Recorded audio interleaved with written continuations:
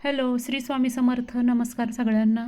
तर आजचा आपला व्हिडिओ माहितीपूर्ण असणार आहे. धोंड्याचा महिना यंदा 2026मध्ये कधीपासून सुरू होत आहे आणि कधी संपत आहे, तसेच या महिन्याचं काय महत्त्व आहे आणि या महिन्यात काय करावं, काय करू नये याची थोडक्यात माहिती आपण या व्हिडिओमध्ये घेणार आहात. मागच्या अधिक मासामध्ये मी जे काही अधिक मासाविषयी किंवा अधिक महिन्याविषयी, धोंड्याच्या महिन्याविषयी काही महत्त्वपूर्ण व्हिडिओ मी अपलोड केले, त्याला तुम्ही भरभरून प्रतिसाद दिला. त्यामुळंच यंदा मी अतिशय उपयुक्त माहिती यंदाच्या वर्षीही तुमच्यासाठी आणलेली आहे. यावर्षी म्हणजेच 2026मध्ये अधिक मास हा येत आहे. अधिक मास, धोंड्याचा महिना, मलमास अशी विविध नावाने तुम्ही हा महिना ओळखू शकता. आणि यानंतर म्हणजे 2029मध्ये पुढचा अधिक मास हा येणार आहे. तर यंदा म्हणजेच 2026मध्ये अधिक महिना हा कधी येणार आहे, सुरुवातीला मी तुम्हाला सांगते.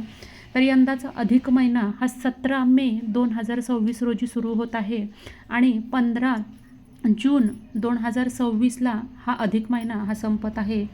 यंदाचा अधिक महिना अतिशय महत्त्वाचा आहे, कारण या अधिक महिन्यामध्ये आलेला आहे गुरुपुष्यामृत योग. तो आहे 21 मे रोजी. तर अधिक मास म्हणजे काय हे थोडक्यामध्ये जाणून घेऊया. हिंदू कॅलेंडरनुसार 2026 हे वर्ष विशेष असेल, कारण यंदाच्या वर्षी अधिक महिना हा आलेला आहे. म्हणजेच बघा, या 2 चंद्र महिन्याचा ज्येष्ठाचा कालावधी अंदाजे 58 ते 59 दिवसांपर्यंत असतो. ज्योतिषांच्या मते सौर वर्ष जे असतं ते 365 दिवसांचं असतं आणि चंद्रवर्ष जे असतं ते 354 दिवसांचं असतं. आणि यांच्यातील दरवर्षी सुमारे 11 दिवसांचा फरक संतुलित करण्यासाठी ही घटना घडते. आणि हा फरक भरून काढण्यासाठीच दर 32 महिने आणि 16 दिवसांनी एक अतिरिक्त चंद्र महिना आपोआप जोडला जातो. त्याला आपण अधिक मास असं म्हणतो. तर अधिक मास हा 17 मे रोजी सुरू होत आहे आणि 15 जूनला संपत आहे. हा संपूर्ण महिना हा भगवान विष्णूंना समर्पित केलेला असतो. बघा, शास्त्रांमध्ये असं म्हटलं आहे की या काळामध्ये प्रार्थना आणि सगळ्यात महत्त्वाचं म्हणजे दान केलेलं खूप आपल्याला फळ देतं. त्याचप्रमाणे मंत्र, जप, उपवास आणि धार्मिक ग्रंथाचं वाचनसुद्धा या महिन्यामध्ये शुभ मानलेलं आहे.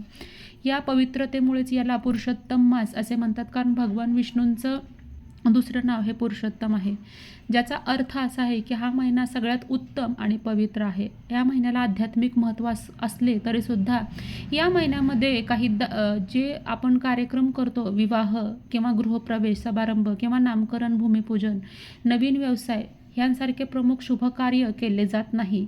कारण अधिक मास हा सौर आणि चंद्र कॅलेंडर संतुलित करण्याचा उद्देश आहे. म्हणून आध्यात्मिकदृष्ट्या सक्रिय काळ हा मानला जातो. हा काळ जो असतो तो आपण देवाच्या पूजेसाठी किंवा भक्तीसाठी आपण हा समर्पित केलेला आहे. जास्तीत जास्त देवांची सेवा आपल्या हातून या महिन्यामध्ये घडावी. त्यामुळं इतर कोणतेही शुभकार्य आपण या महिन्यात करत नाही, किंबहुना ते करू नये. त्याच पद्धतीनं अधिक महिन्यामध्ये जावयाला वाण देण्याचं सुद्धा महत्त्व आहे. जावयाला वाण या अधिक महिन्यामध्ये देतात, कारण जावई हा विष्णू स्वरूप असं म्हटलं जातं. त्याच पद्धतीनं या महिन्यामध्ये जी मुलगी असते ती आपल्या आईची ओटी भरत असते. त्याच पद्धतीनं आईची ओटी का भरावी, आईची ओटी कशी भरावी या बाबतीत मी अनेक व्हिडिओ मागं केलेले आहेत, यापुढेही मी करणार आहे. पण या व्हिडिओमध्ये आपण थोडक्यात माहिती घेणार असल्यामुळं तुम्हाला ही डिटेल्स माहिती मी पुढच्या काही व्हिडिओमध्ये देणार. त्याच पद्धतीनं अधिक महिन्यामध्ये चांदी खरेदी करणं हे शुभ मानलं जातं. तुम्ही या महिन्यामध्ये चांदीचे जोडवे खरेदी करणं हे अत्यंत महत्त्वपूर्ण मानलं जातं. ज्यांना चांदीचे नवीन जोडवे करायचे आहेत ते तुम्ही या महिन्यात करू शकता, किंवा जुने जोडवे देऊन त्या बदल्यामध्ये थोडे वर पैसे घालून जोडवे करणं हे अत्यंत शुभ या महिन्यामध्ये मानलं जातं. अधिक महिन्यामध्ये जावयाला वाण देण्याचं जी परंपरा आहे ती पूर्वापार आहे. अधिक महिन्यात दानधर्माला जसं महत्त्व आहे तसंच जावयाला वाण देण्याचंही महत्त्व आहे. अधिक महिन्यात जावयाला वाण का देतात, जावयाला इतकं महत्त्व काय आहे ते थोडक्यामध्ये जाणून घेऊया. महाराष्ट्रामध्ये बघा, नवीन लग्न झालेल्या जोडप्यांसाठी हा महिना सर्वाधिक खास असतो. आणि ज्यांच्या लग्नानंतर पहिला अधिक महिना येतो तो तर अत्यंत महत्त्वाचा असतो. हा महिना जावयाचे लाड करण्याचा महिना असतो. तर या महिन्यात सासूरवाशिनीचे आईवडील जावयाला घरी बोलवून त्यांना रीतसर गंध वगैरे लावून ओवाळतात. पंचपक्वानाने त्यांचा मानपान करतात. जावयाला अधिक मासाचं वाण दिलं जातं. हिंदू धर्मामध्ये मुलगी जावयाला पहिल्यापासूनच लक्ष्मीनारायणाचा जोडा मानलं जातं. म्हणून जावयाला तुपात तळलेले 33 असे अनारसे देतात. एका चांदीच्या किंवा तांब्याच्या तामणामध्ये हे अनारसे दिले जातात आणि त्यावर तांब्याचा दिवा ठेवून आणि तो दिवा प्रज्वलित करून जावयाला दिला जातो. तुम्ही अनारशाच्या ऐवजी बत्तासे, मैसूर पाक असे जाळीदार पदार्थ या महिन्यामध्ये देण्याची परंपरा आहे. मात्र त्याची संख्या ही 33च असावी. या महिन्यामध्ये नारळ, सुपाऱ्या, फळे यांसारख्या वस्तूसुद्धा 33च्या पटीमध्ये तुम्ही इतरांना दान करू शकता. तर या महिन्याचा उल्लेख अनेकदा 30-3 असा केला जातो, कारण पूर्ण महिना हा 30 दिवसांचा असतो. त्यामुळे एखादा नेम, व्रत दिवसातून एकदाच करणार असाल तर शेवटचे 3 दिवस ते दिवसातून 2 वेळा करून 33 वेळा पूर्ण करावे लागतात. तसं 33 ही संख्या अधिक मासामध्ये अत्यंत महत्त्वाची आहे. 33 कोटी देव असल्यानं 33 ही संख्या महत्त्वाची आहे. बघा, लक्ष्मी मातेला चांदी अतिशय प्रिय आहे, त्यामुळे जावयाला चांदीच्याच भेटवस्तू या महिन्यामध्ये दिल्या जातात. धार्मिक दृष्टिकोनातून चांदी हा अत्यंत पवित्र आणि सात्विक धातू मानला जातो. मान्यतेनुसार चांदीची उत्पत्ती भगवान शंकरांच्या डोळ्यातून झाली आहे अशी मान्यता आहे आणि चांदीचा संबंध प्रेमाचा कारक शुक्र, धन आणि मनाचा कारक चंद्र याच्याशी निगडीत आहे.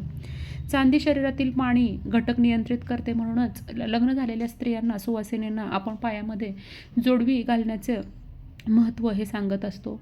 आपण ज्या पायाच्या बोटांमध्ये जोडवी घालतो त्या बोटाची नस ही स्त्रीच्या गर्भाशयाशी जोडलेली असते. त्यामुळं तिला गर्भाशयाशी निगडीत कोणतेही प्रॉब्लेम येऊ नयेत म्हणून फार पूर्वीपासून जोडवे घालण्याची प्रथा ही आहे आणि अधिक महिन्यामध्ये नवीन जोडवे करण्याचं महत्त्व आहे.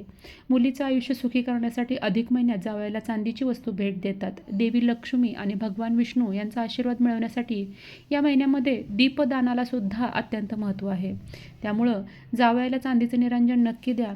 या महिन्यामध्ये तुम्ही तीर्थक्षेत्रामध्ये स्नान करू शकता. गंगा स्नान करणं या महिन्यामध्ये अतिशय महत्त्वपूर्ण मानलं जातं. त्याच पद्धतीनं या महिन्यामध्ये पूर्ण महिना तुम्ही एखादा नियम पाळू शकता, जसं की रोज संध्याकाळी तुळशीला दिवा नियमितपणे लावणं, किंवा रोज एखाद्या धार्मिक ग्रंथाचं वाचन करणं, किंवा एखाद्या सुवासिनीला रोज हळदी कुंकू लावणं, किंवा कोणाचं तरी दानधर्म करून किंवा ओटी वगैरे भरणं, अशासारख्या कुठल्याही एका नियमांचं पालन तुम्ही या संपूर्ण महिन्यात करू शकता. त्यामुळं तुमच्यावरील यम, शनी, राहू आणि केतू ग्रहांचे वाईट परिणामही कमी होतात असं म्हटलं गेलं आहे. तर अधिक महिन्याविषयी अजून आणखीन बरेच व्हिडिओ आपल्या चॅनलवर लवकरात लवकर पोस्ट करण्याचा नक्की प्रयत्न करेन. आजची माहिती तुम्हाला आवडली असेल तर नक्की इतरांबरोबर शेअर करा.